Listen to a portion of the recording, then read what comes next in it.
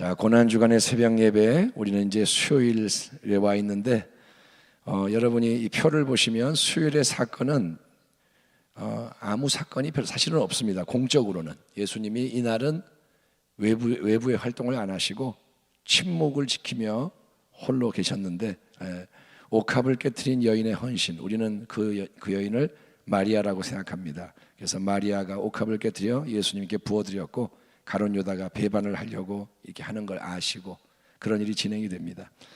이런 날에 우리가 이제 십자가상에서 하신 세 번째 말씀을 같이 보도록 하겠습니다. 오늘의 주제는 십자가상의 세 번째 말씀, 요한복음 19장 23절부터 우리 27절까지 보겠습니다. 요한복음 19장 181면 23절에서 27절까지를 우리 교독하겠습니다. 군인들이 예수를 십자가에 못 박고 그의 옷을 취하여 네 깃에 각각 한 기씩 얻고 속옷도 취하니 이 속옷은 호지 아니하고 위에서부터 통으로 짠 것이라. 군인들이 서로 말하되 이것을 찢지 말고 누가 얻나 제비 뽑자 하니, 이는 성경에 그들이 내 옷을 나누고 내 옷을 제비 뽑나이다 한 것을 응하게 하려 함이로라. 군인들은 이런 일을 하고 예수의 십자가 곁에는 그 어머니와 이모와 글로바의 아내 마리아와 막달라 마리아가 섰는지라. 예수께서 자기의 어머니와 사랑하는 하시는 제자가 곁에 서 있는 것을 보시고 자기 어머니께 말씀하시되 여자여 보소서 아들이니이다 하시고, 같이 읽겠습니다. 또 그 제자에게 이르시되 보라 내 어머니라 하신데 그때부터 그 제자가 자기 집에 모시니라. 아멘. 우리가 첫째 날은 첫 번째 말씀, 저들의 죄를 용서해 주세요. 몰라서 그럽니다. 하나님 아버지께 기도하신 그 기도를 봤습니다. 그리고 어제는 예수님이 강도를 향해서 그가 예수여 당신의 나라에 임하실 때 나를 기억하소서 간청을 하니까 내가 진실로 내게 이르노니 오늘 네가 나와 함께 낙원에 있으리라. 구원의 집행을 약속하십니다. 십자가상에서 이 모든 일이 이루어지는 거예요. 용서가 이루어지고 구원이 선포되는 거예요. 아멘. 십자가에서 예수님이 죽으시는 그 자리에서 용서가 선포되고 구원이 임하는 거예요. 아멘. 그 다음에 예수님이 십자가 그 현장에 와 있는 자기 어머니 마리아, 또 특별히 교제를 나눴던 제자 요한을 이렇게 바라보십니다. 여러분, 우리가 읽었지만 바로 그 직전에 있었던 일이 뭐냐? 로마 병정들이 예수님을 못 박은 다음에 관습에 따라서 죄수의 이제 옷들을 나누는 거예요. 그래서 예수님의 겉옷을 네 깃으로 나누는데 네 개로 이렇게 구성이 되어 있는지, 그래서 하나씩 가져가고, 자 그러면 네 개니까 하나씩 가져가고, 그 다음에 이 속옷을 나누려고 그러니까 이거는 통으로 짜가지고 나누면 찢어지고 망가지는 거예요. 그래서 야 그렇게 하지 말고 이거는 제비 뽑자. 그냥 한 사람이 갖자. 제비 뽑아서. 이거는 성경을 응하게 하려고 하는 겁니다. 여러분, 모든 주님의 사건들은 하나님의 뜻과 연결되어 있는 거예요. 아멘. 여러분, 우연히 사는 게 아닙니다. 우리는 하나님의 말씀대로 살아야 되는 거예요. 우리의 인생에도 하나님의 뜻이 있다는 거예요. 그냥 내가 사는 게 아니라 예수님의 생애는 완전한 생애입니다. 그래서 하나하나 되어지는 일들이 말씀이 이루어지는 거예요. 우리 삶에도 말씀이 이루어져야 돼요. 아멘. 그러니까 여러분이 항상 질문해야 되는 게 뭐냐? 따라합니다. 하나님의 뜻은 무엇입니까? 이거를 잘 여쭤보고 잘 깨닫고 따라가는 자가 승리하는 자예요. 신앙을 바꿔야 돼요. 아멘. 신앙은 그냥 내 맘대로 살다가 교회 와서 예배 드리고 축복해 주세요 그리고 또 나가서 내 맘대로 사는 게 아니라, 신앙은 계속 하나님의 뜻을 구하는 거예요. 예수님이 못 박히시고 로마 병정들이 옷을 나누고 제비 뽑고 하는 게 성경을 응하는 건데, 근데 이제 어떤 상황이 오느냐, 갑자기 뭐가 예수님을 자극한 거예요. 그래서 십자가 위에 못 박혀 죽어가시던 예수님이 와중에 눈길이 어머니 마리아를 향하는 겁니다. 왜 그때 마리아를 바라봤을까? 어떤 목사님이 이렇게 설명합니다. 이렇게 전해지는 말에 의하면 예수님의 그 속옷이 엄마 마리아가 만들어준 거다. 그럴 수 있죠. 그래서 군병들이 막 속옷을 이렇게 할 때 예수님이 어머니 생각이 나고 그랬는지 그럴 수 있죠. 그래서 어쨌든 마음에 감동이 오고 어머니를 바라봅니다. 여러분, 마리아라는 여인을 생각해 보세요. 처녀가 성령의 능력으로 임신을 했어요. 아기를 낳고 길렀잖아요. 그게 쉬운 삶이었을까요? 저 예수는 마리아의 아들이야. 이 말이 뭐냐면 사생아야? 이런 뜻도 있는 거예요. 원래는 누구 아버지의 아들이야, 요셉의 아들이야 이래 되는데 마리아의 아들이야. 이게 뭐냐? 저 마리아 이상해. 이상하게 애기 뵌 것 같아. 그런 오해도 받고, 당연히 돌에 안 맞아 죽었지만 그런 비난도 받을 거고 오해도 받고. 아무튼 그 마리아가 자기가 배가 아파서 예수를 낳았잖아요. 그런데 그 아들이 어쨌든 아들인데 십자가에서 고통을 당하는 모습을 지켜볼 때 어머니의 마음이 어떨까요?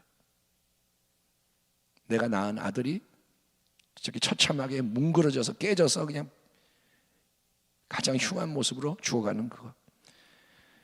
아기 예수께서 태어나 40일 되었을 때 누가복음을 보면 마리아와 요셉 부부가 정결 예식을 행하기 위해서, 그게 관습이죠. 성전으로 예수님을 예루살렘으로 데리고 가서 이렇게 정결 예식을 행하려고 가는데 그때 누가 나타나냐? 시몬이 나타납니다. 시몬, 경건한 시몬, 평생 메시아를 기다렸던 하나님의 사람. 이 시몬도 참 멋있는 사람이에요. 아무것도 한 게 없어요. 메시아를 기다리는 거예요. 따라합니다. 하나님은 그분의 뜻을 이루신다. 여러분, 인생이라는 게 똑같은 게 아니라는 거예요. 아멘. 우리는 다 똑같이 생각하는 거예요. 그래서 좋은 대학 가서 어디 직장 들어가서 뭐 이렇게 경쟁을 하고 그러는데 인생은 하나님이 그분의 주권 아래 이렇게 살게 하시는 거예요. 시몬아, 너는 메시아를 기다려라. 그러면 그것만 하는 거예요. 그러니까 우리 뜻대로 되는 게 아니라는 거예요. 시몬은 평생을 기다리다가 성령이 또 역사하세요. 시몬, 빨리 성전으로 뛰어들어가. 갔더니 아기가 눈에 확 들어오는 거예요. 메시아구나. 하나님의 일은 하나님이 알게 하시는 거예요. 아멘. 그러니까 이 시몬이 성령에 취해서 이 아이를 끌어안아요. 잠깐 좀 애기 좀 주세요. 그리고 찬가를 부릅니다. 주제여, 주권자여, 이제는 드디어 이 종이 편안히 눈을 감게 하시는군요. 그리고 찬양을 드리고 이 아이를, 메시아를 예언하고, 그리고 이제 그 어머니 마리아에게 시몬이 뭐라 하냐면 칼이 네 마음을 찌르듯 하리니, 칼이 네 마음을 찌를 것이다, 이런 예언을 해요. 그게 뭐냐? 바로 이렇게 예수님이 십자가에서 못 박혀 죽는 자리에서 아들을 바라볼 때 칼이 마음을 찌르는 거예요. 그런 어마어마한 고통을 마리아도 느끼는 거예요. 당연히 그렇죠. 속이 다 지금 뒤집어져요. 근데 우리 예수님도 십자가에서 의연하게 고통을 당하시고, 마리아도 다른 자들처럼 아이고 내 새끼 막 울고불고 난리가 아니라 초연하게 그 아들을 바라봐요. 그런 어머니, 지금 속이 칼에 찔리는 마음인데 눈물을 참고 이러고 아들을 바라보는 그 어머니를 향해서 예수님은 못 박힌 상태잖아요.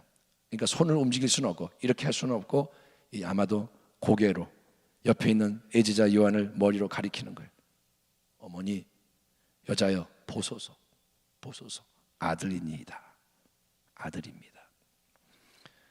예수님이 마리아 엄마를 여자여라고 불러요. 한번 따라해 볼까요? 여자여. 예, 여자여. 이 호칭이 우리의 지금 개념으로 들으면 이상한 거예요. 무례하다? 불쾌하다? 아니, 지 엄마 보고 여자여가 뭐야? 만약에 여러분 집에서 당신의 아들, 딸이 엄마한테 여자여 그래봐요. 여자여 밥 좀 주시오. 여자여 용돈이 필요하오. 그러면 이는 이 싸가지 없는, 예? 예? 혼나죠. 여자여 내버려두겠어요? 근데 예수님은 절대로 버릇없는 분은 아니잖아요. 예수님이 하나님의 아들이요 완전하게 사신 분이니 그분이 자기 어머니를 여자여 부른다면 그거는 문제될 건 없는 거예요. 따라합니다. 하나님은 무조건 옳으시다. 그러니까 우리가 인간으로서 여자여 그랬어, 이게 뭐야 이러면 안 돼요.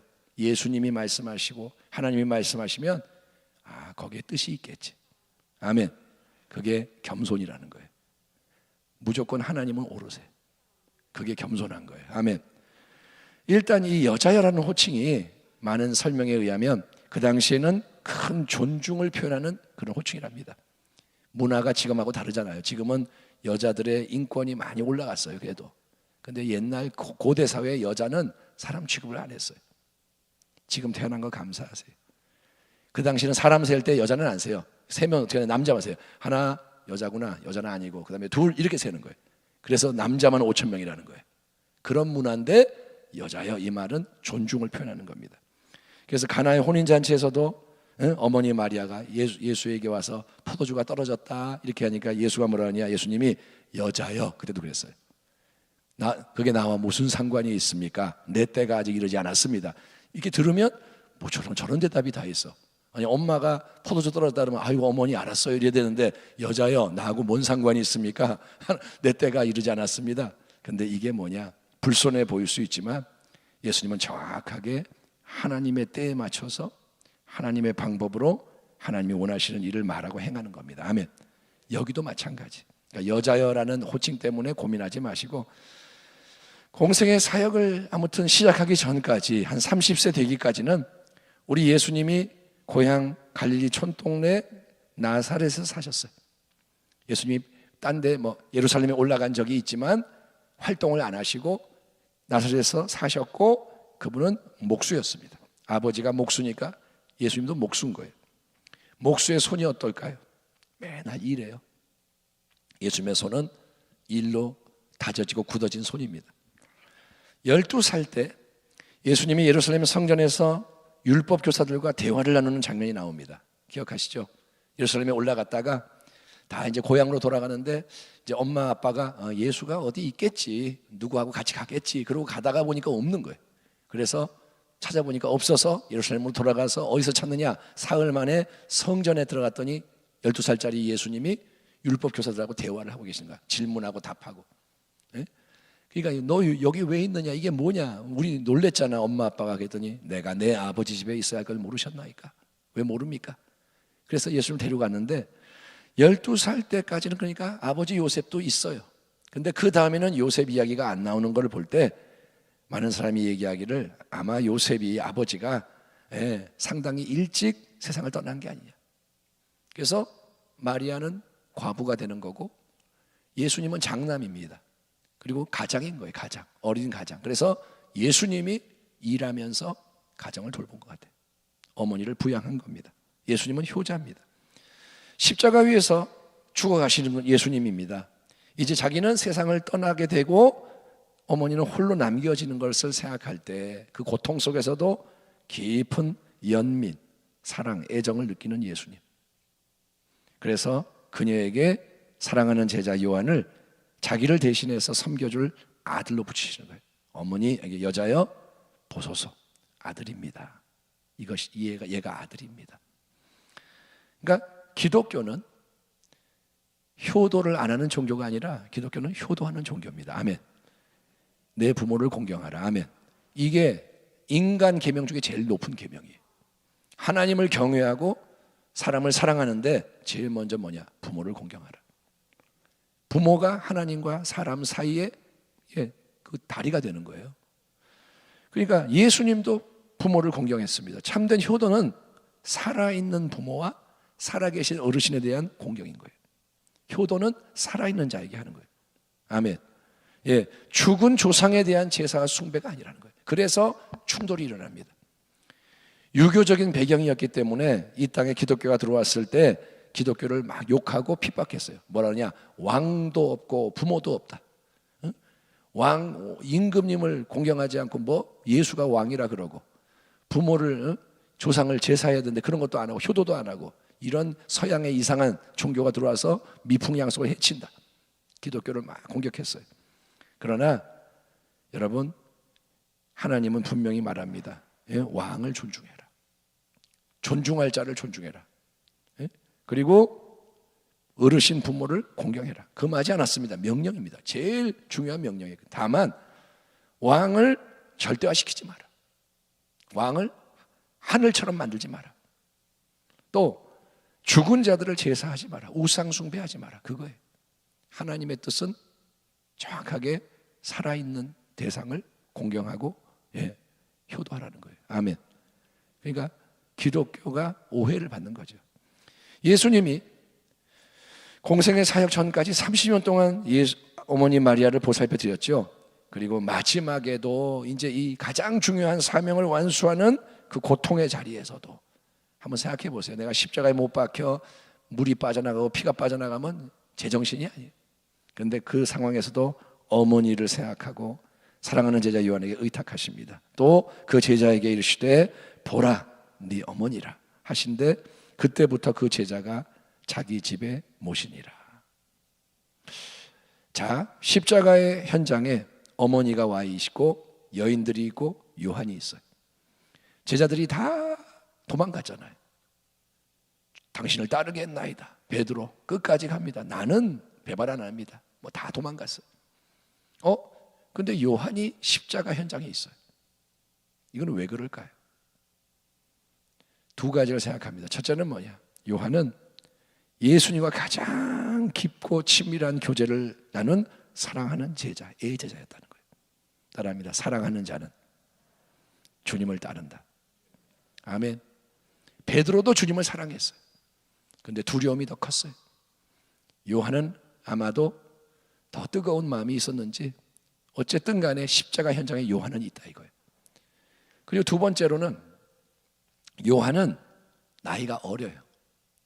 그러니까 풋내기로 보이는 거예요. 그러니까 베드로 그러면 등치도 이러고 수염도 나고 막 목소리도 주여 막 이러고, 그러니까 얘는 위험해 보여, 베드로 같은 사람은. 근데 요한은 어려요. 뭐 몇 살인지 모르지만 그러니까 애송이 같이 보이는 거예요. 풋내기. 그러니까 로마 뭐 유대인들이나 로마 사람들이 여자들은 안 잡았잖아요. 어머니 마리아 뭐 다 사람들이 예수를 따라와도 그들을 핍박하지 않아요. 왜? 여자들이니까. 아무 힘이 없으니까. 요한도 뭐 쟤도 뭐 별 볼 일 없어. 뭐 무서워할 존재가 아닌 거예요. 제가 뭐 뭘 하겠어. 제가 뭐 예수 운동을 다시 일으키겠어 저런 애가. 그러니까 요한도 별로 경계의 대상이 아닌 거예요. 그래서 아무튼 요한이 그 자리에 있는 거고 그게 다 하나님의 은혜고, 그래서 예수님은 바로 그 옆에 있는 요한에게 어머니 마리아를 돌봐달라고 맡깁니다. 요한을 잠깐 생각해 보면 우리는 요한을 뭐 이렇게 부드럽고 이런 사람으로만 생각하지만 원래는 요한이 형제 야고보도 그랬지만 야고보 요한은 형제죠. 성질이 급하고 불 같은 사람들이에요. 미성숙해요. 그냥 확 버럭 화를 내고 이상한 말 하고. 누가복음 9장에 그런 예가 나옵니다. 사마리아를 통과해서 예루살렘으로 올라가는 길인데 사마리아 어떤 마을에 들어갔더니 이 사마리아 사람들이 예수님을 영접을 안 해요. 예루살렘으로 올라가는 거요? 그러면 당신 우리 상관없어. 좀 이렇게 홀대하니까 야고보 요한 두 형제가 예수님한테 뭐라 하느냐? 주여, 우리가 불을 명하여 하늘로부터 내려 저들을 멸하라 하기를 원하시나이까? 물어봐요. 주여, 저놈들 하늘로부터 불이 떨어져 가지고 다 죽게 할까요? 그러는 거예요. 아니 예수님 우리를 영접 안 하네요? 불을 명하여 태워버릴까요? 그러는 거예요. 예수님이 당연히 호되게 야단치시죠. 그렇게 성격이 급한 거예요. 불 같은 거예요. 그래서 별명이 우레의 아들, 예수님이 붙인 별명이에요. 천둥의 아들들.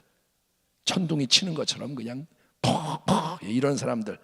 그런데 이제 놀랍게 요한이 예수님의 특별한 사랑을 받는 거예요.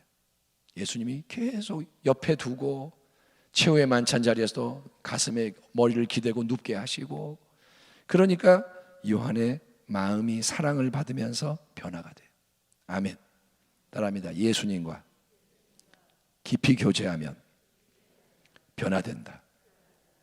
요한이 영적으로 예수님을 제일 깊이 이해하는 거예요. 예수님이 뭘 이렇게 하면 느끼는 거예요. 아멘. 이심전심. 가까워지니까 느껴지는 거예요. 예수님을 닮아가는 거예요.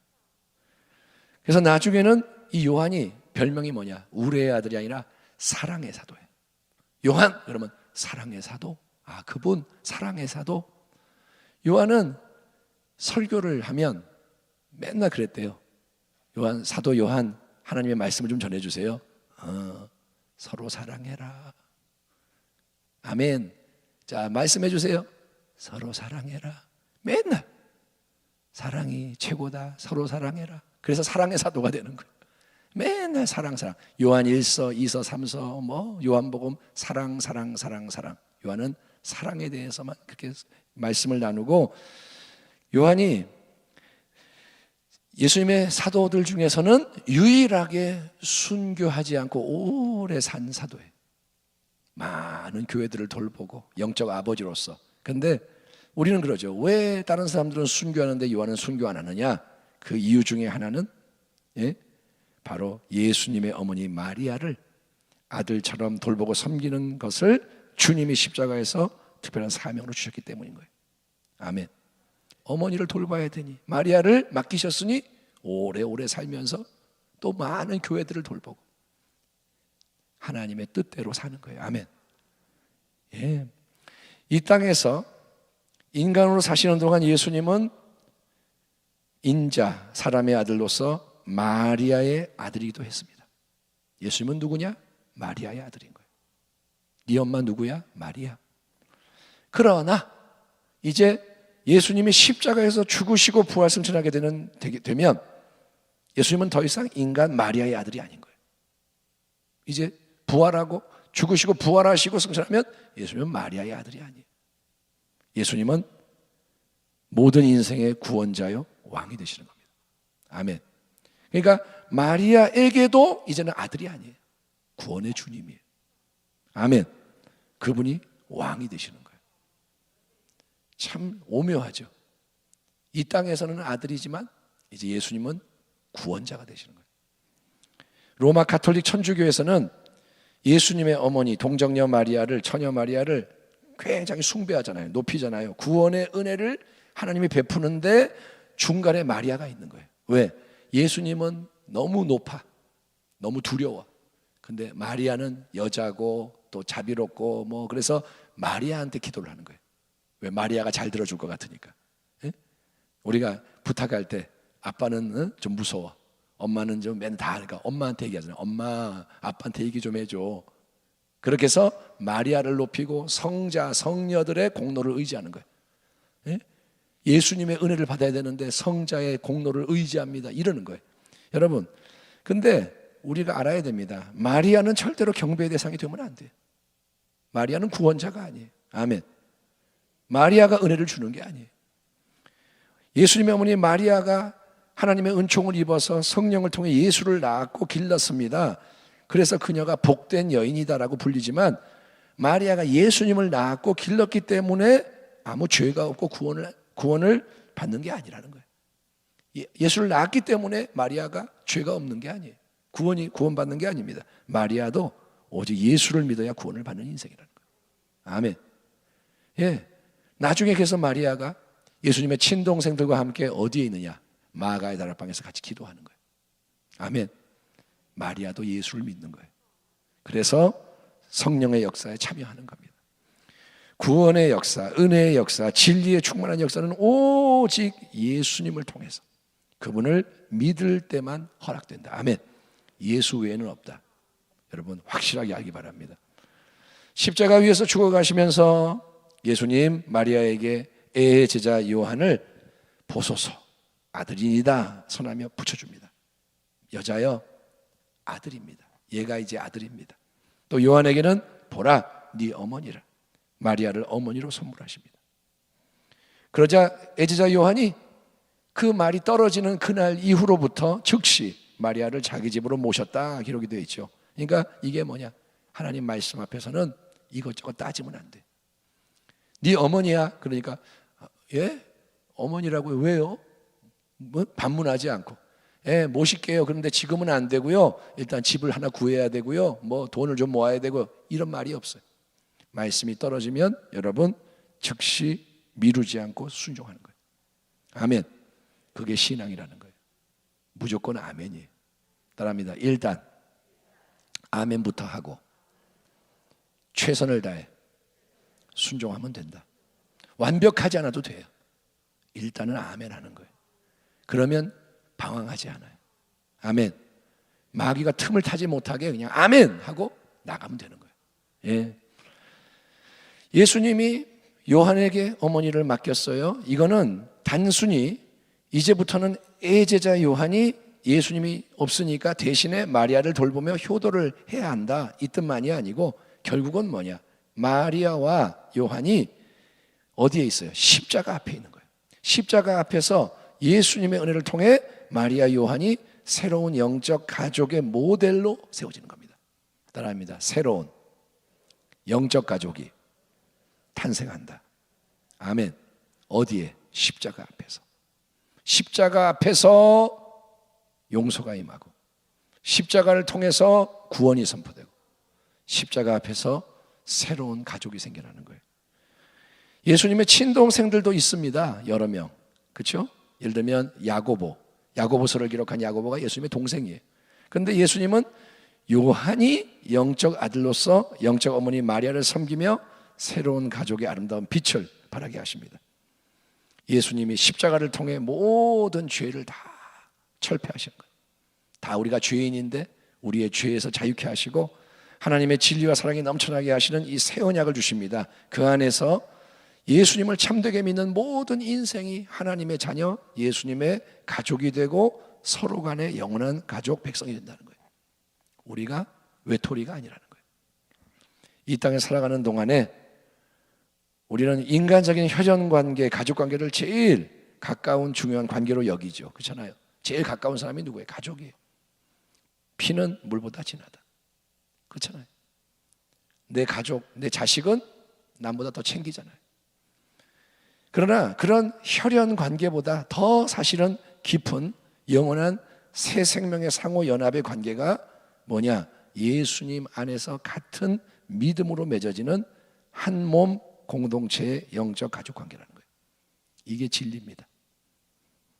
예수님이 공생의 사역 기간 동안에 이제 말씀을 어떤 집에서 전하고 있을 때 어느 날은 어머니 마리아와 동생들이 찾아와서 밖에 있다는 소식이 전해집니다. 누가 들어와 가지고 예수님 잠깐만요, 어머니가 오셨어요. 동생들이 왔대요. 예? 그때 예수님이 그래? 어머니 오셨다고? 동생들 왔어? 그러면 그게 먼저지. 좀 만나고 와야지. 잠깐 우리 말씀 전하는 거 좀 중단하고 쉬었다 합시다. 그리고 나가는 게 아니라 예수님이 다음과 같은 놀라운 말씀을 선포합니다. 마태복음 12장에 말하던 사람에게, 어머니 동생들 왔어요 한 사람에게 대답하여 이르시되 누가 내 어머니며 내 동생들이냐 하시고. 하여간 예수님은 되게 무례하게 보여요. 아니 어머니 왔는데 누가 내 어머니냐 그러더니 손을 내밀어 제자들을 가리켜 이르시되 나의 어머니와 나의 동생들을 보라. 누구든지 하늘에 계신 내 아버지의 뜻대로 하는 자가 내 형제요 자매요 어머니니라 하시더라. 아멘. 예수님은 누가 어머니라냐? 하나님의 뜻대로 행하는 사람이 어머니고 하나님의 뜻대로 행하는 자가 형제고 자매라는 거예요. 육신의 관계가 중요하지 않다는 거예요. 영혼의 관점에서는 네 아버지나 어머니나 자식이나 아내나 나보다 더 사랑하면 안 된다. 혈연 관계가 우선이 아니에요. 그거는 육적인 생각이에요. 중요한 거는 하나님의 뜻입니다. 아멘. 이 땅에서 우리는 영혼을 위해 준비하고 살아갑니다. 따라합니다. 우리는 영혼을 위해 산다. 그래서 신앙의 좁은 길을 가야 되는 거예요. 영혼에 이르는 길은 좁은 길이에요. 그 길을 가는 게 외로워요. 좁으니까 괴로워요. 힘들어요. 그럴 때가 많습니다. 그러나 주님은 뭐라 하냐? 너는 혼자가 아니야. 말합니다. 나는 혼자가 아니다. 내가 걸어갈 때 혼자 같아요. 아무도 없어. 혼자. 근데 주님 뭐라 하냐? 너는 혼자가 아니야. 왜? 주님은 자기의 임재, 임마누엘의 은혜를 약속하셨습니다. 볼지어다 내가 세상 끝날까지 너희와 함께하리라. 아멘. 그 말은 뭐냐? 내가 내 마음대로 살 때 함께하는 게 아니라 지상명령에 순종해서 주의 길을 갈 때 함께 하신다는 거예요. 주를 위해 살 때, 하나님의 나라와 의를 구할 때 주님이 항상 함께 하신다는 거예요. 그래서 우리는 혼자가 아닙니다. 아멘. 아무도 없어도 주님 계세요. 그걸 믿으시기 바랍니다. 힘들 때 주님 부르라는 거예요. 그리고 주님은 믿음의 형제 자매, 영적인 자녀, 부모의 새로운 가족관계를 선물로 주신 거예요. 너는 혼자가 아니야. 너의 가족이, 혈육이 너를 버렸어도 너는 혼자가 아니야. 세상의 가족, 혈육의 관계는 죽음의 순간 끊어집니다. 헤어지는 거예요. 엄마, 아빠, 뭐 자녀였지만 죽으면 끝나는 거예요. 끝나는 거예요. 영원한 길이 갈릴 수 있어요. 살아있을 동안은 가족인데 영원의 관점에서 들어가면 이제 한 사람은 천국, 한 사람은 지옥 갈린단 말이에요. 하지만 영적인 가족은 영원한 가족인 거예요. 이 땅에서도 함께하고 천국에서도 영원히 함께 보며 살아갈 사람들. 아멘. 지금 옆에 있는 그 사람들을 귀히 여기시기 바랍니다. 천국 가면 또 만나는 거예요. 예? 지금 이 사람이 싫으면 천국 가서 어떻게 할 거예요? 영원히 함께 하는데. 지금 잘 지내야 돼요. 아멘. 예, 귀하게 여기세요. 또 우리는 이 땅에서 가장 가까운 그 육신의 가족을, 이게 포인트예요. 오늘 영원한 가족으로 만들어야 돼요. 아멘. 그게 사명이라는 거예요. 그냥 태어나서 보니 가족이야. 그렇게 살다가 죽을 때 다 끝나는 게 아니라 영원한 가족이 돼야 되는 거예요. 진짜 가족이 돼야 되는 거예요. 가족이 원수인 경우가 많잖아요. 솔직히 제일 힘들게 하는 사람이 가족일 수 있어요. 예? 내가 왜 이 집안에 태어나서, 속에 그런 게 있는 사람이 많아요. 가정이 파괴됩니다. 수많은 가정이 제대로 기능을 안 해요. 다 망가져 있어요. 그게 마귀의 역사입니다. 여러분, 그 가족 모두가 예수를 믿어야 돼요. 하나님의 뜻 가운데 행하는 영적 가족이 될 수 있도록 여러분 끝까지 기도하세요. 이 세상을 떠나기 전까지는 기도해야 돼요. 사랑을 심으면 돼요. 나머지는 하나님이 하시는 거예요. 아멘. 예, 하나님이 다 듣고 계시고 보고 계십니다. 자, 결론이 뭐냐? 우리를 새롭게 하는 자리는 십자가입니다. 십자가. 따라합니다. 십자가. 십자가 위에서 예수님이 하시는 말씀을 보면서, 아, 십자가가 이렇게 중요하구나. 십자가에서 용서가 임하고, 십자가에서 구원이 임하고, 십자가에서 개인이 새로워지고 관계가 새로워지는 거예요. 그 십자가 앞에 우리 머물며 더 깊이 십자가 안으로 나아가는, 아멘. 이 고난주간 예수를 깊이 생각하시고 십자가의 길을 묵상하시고 승리하는 여러분 되기를 주의 이름으로 축원합니다. 하나님 감사합니다. 십자가의 진리로 가득하게 하소서. 우리를 새로운 영적 가족 되게 하셨으니 더 온전히 세워지며 하나님 승리하게 하여 주옵소서. 예수님의 이름으로 기도합니다. 아멘.